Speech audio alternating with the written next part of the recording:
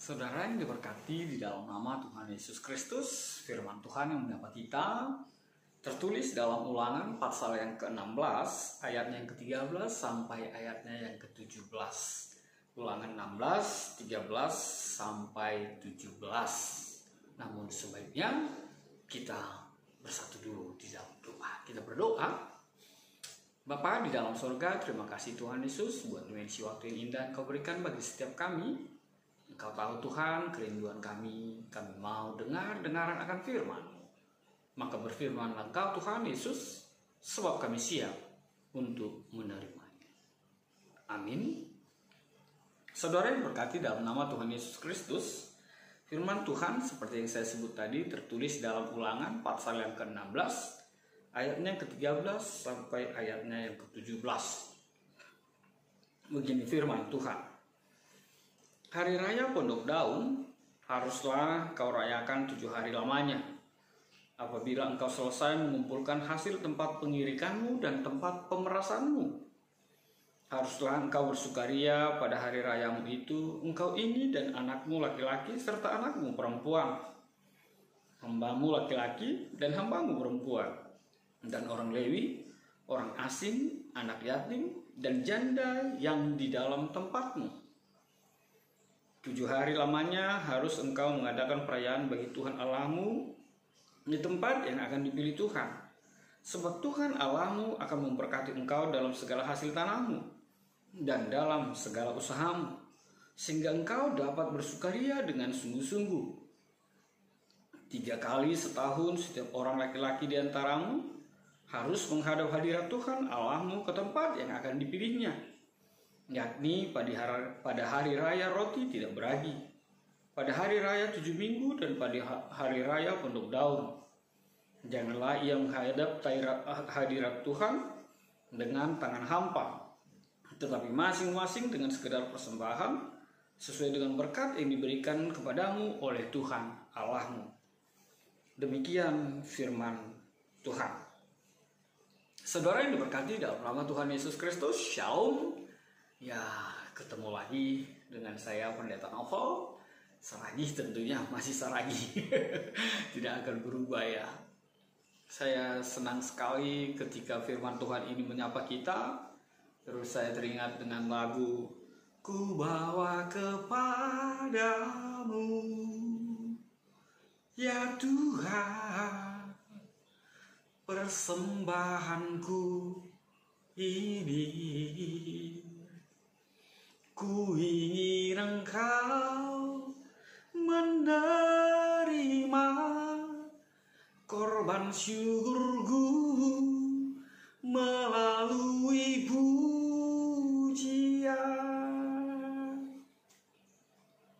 Gak apa-apa lah, kalaupun tidak bagus-bagus banget suaranya, minimal kita bernyanyi untuk kemuliaan Tuhan. Saudara yang berkati dalam nama Tuhan Yesus Kristus, firman Tuhan pada saat ini menyapa kita dengan sebuah tema tentang persembahan.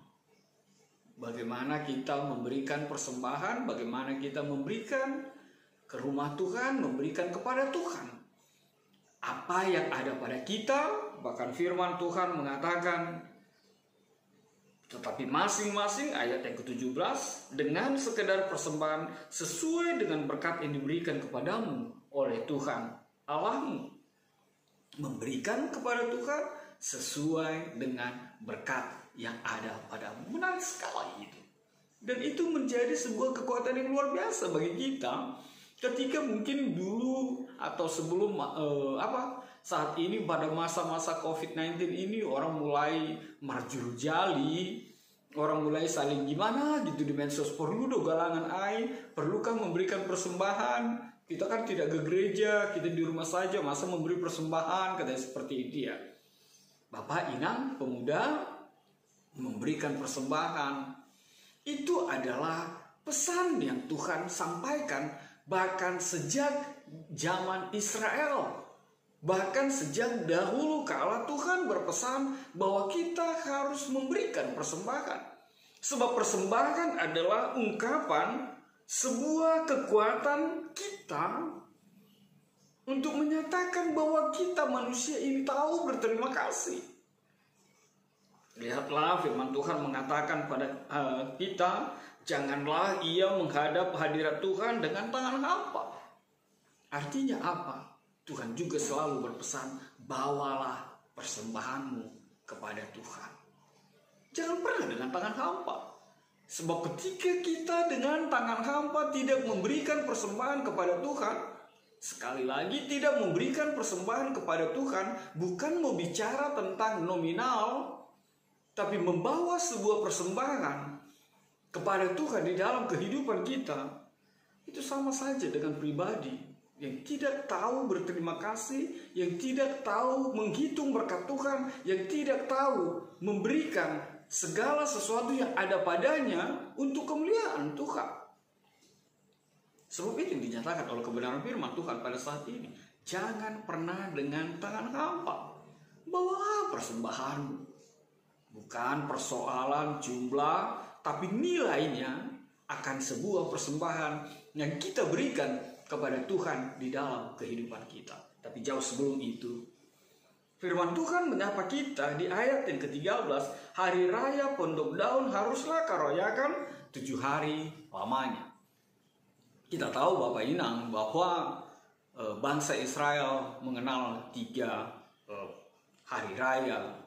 Yang pertama itu hari raya Paskah ketika mereka keluar dari tanah Mesir, dan sekarang kita memperingati dengan terbebasnya kita, lepasnya kita dari perbudakan dosa, dan kita merayakan Paskah dari Yesus yang menyelamatkan kita, melepaskan kita, dan kita keluar dari keterpurukan dosa-dosa kita. Lalu apa yang kedua? Hari raya Pentakosta, hari raya yang dinyatakan hari yang ke-50. Lalu apa yang ketiga? Ini dia topik kita yang mengatakan hari raya Pondok Daun.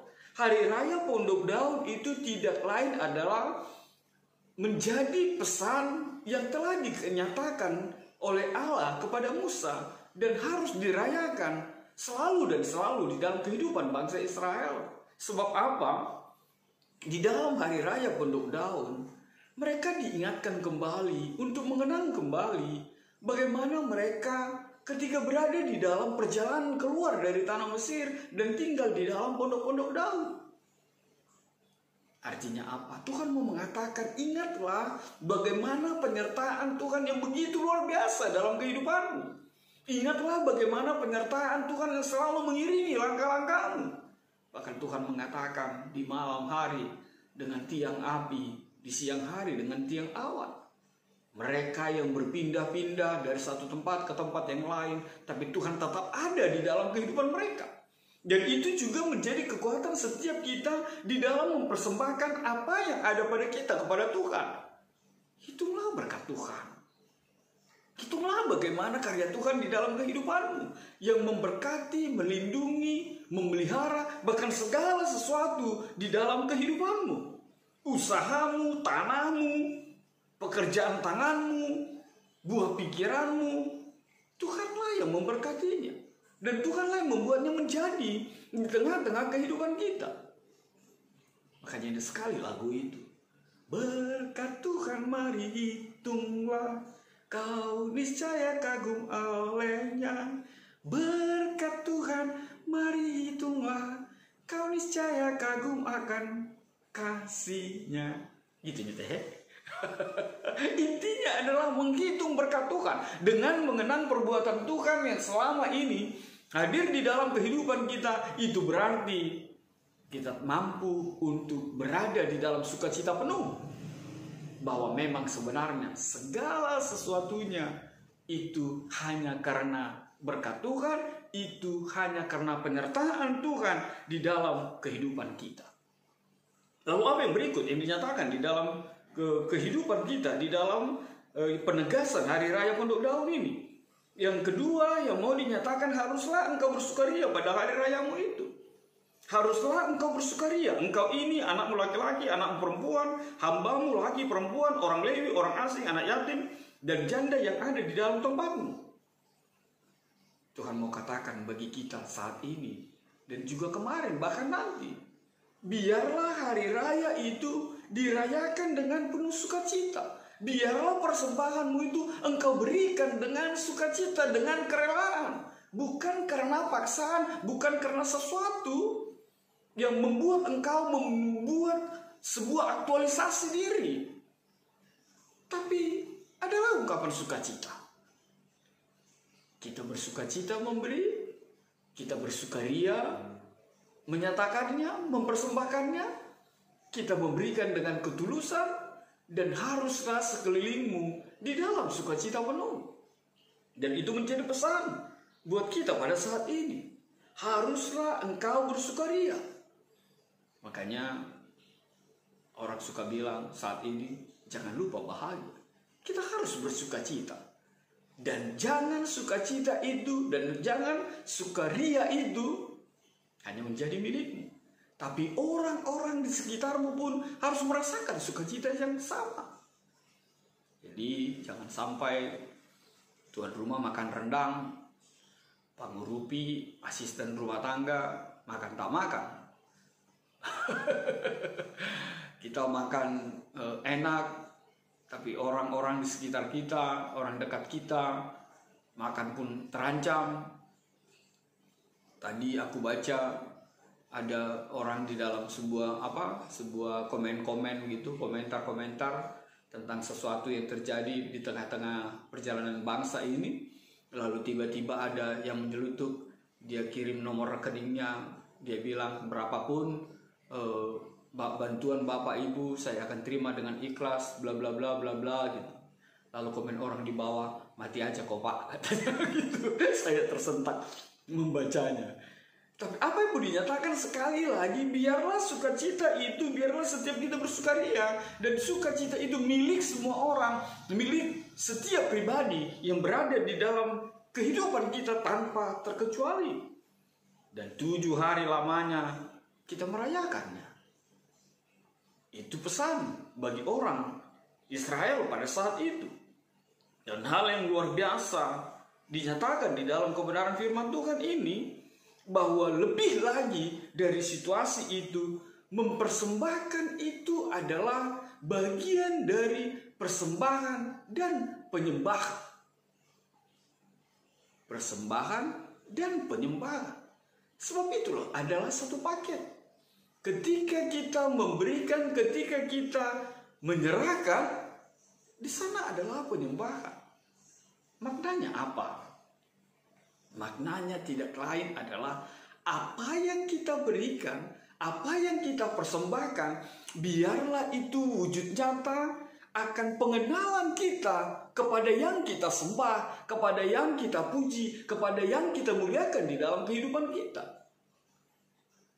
Bermakna persembahanmu adalah lambang, persembahanmu adalah tanda bagaimana kita, bagaimana pribadimu mengenal Allahmu di tengah-tengah kehidupan.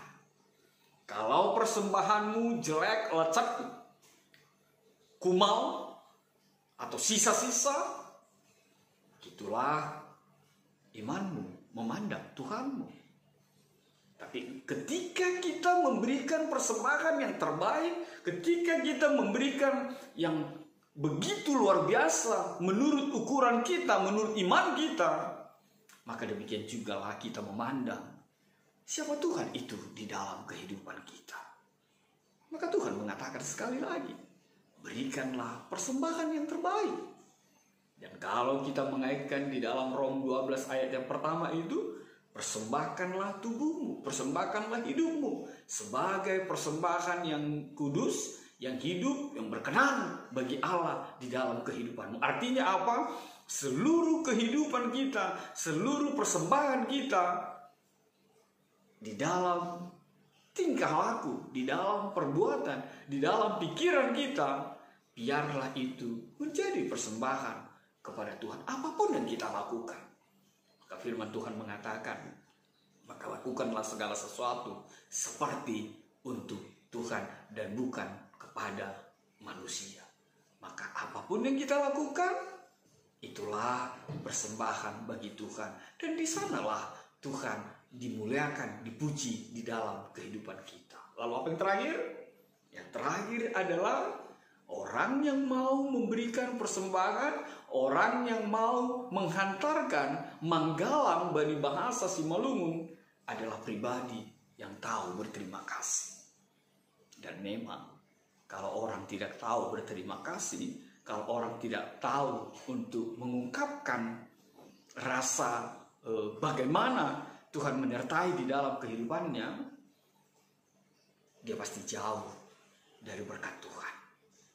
Tapi orang yang tahu berterima kasih adalah orang yang tahu mensyukuri, adalah orang yang mengenal di dalam kehidupannya bahwa segala sesuatu yang ada di dalam dirinya, yang ada di dalam kehidupannya, itu bersumber dari Tuhan. Dan layaklah sebagai ungkapan terima kasih dikembalikan kepada Tuhan. Sebab apapun yang ada di dalam kehidupan kita, biarlah itu hanya untuk kemuliaan Tuhan. Amin. Tuhan memberkati. Kita bersatu dalam doa. Bapa di dalam sorga, terima kasih Tuhan buat firman-Mu. Biarlah firman-Mu menjadi kekuatan bagi setiap kami. Kami mempersembahkan, memberikan yang terbaik. Kami tahu berterima kasih, kami tahu mengucap syukur. Kami mengerti, kami mengenal siapa kami. Sebab segala sesuatunya bersumber dari Tuhan, dan biarlah berkat Tuhan itu kami bagi, kami persembahkan juga, kami kembalikan juga ke dalam tangan pengasihan-Mu. Dalam kasih-Mu Tuhan Yesus, ini kami, terjadilah Tuhan seturut yang Engkau mau. Terima kasih Tuhan Yesus, enyahkan Tuhan virus corona ini. Amin.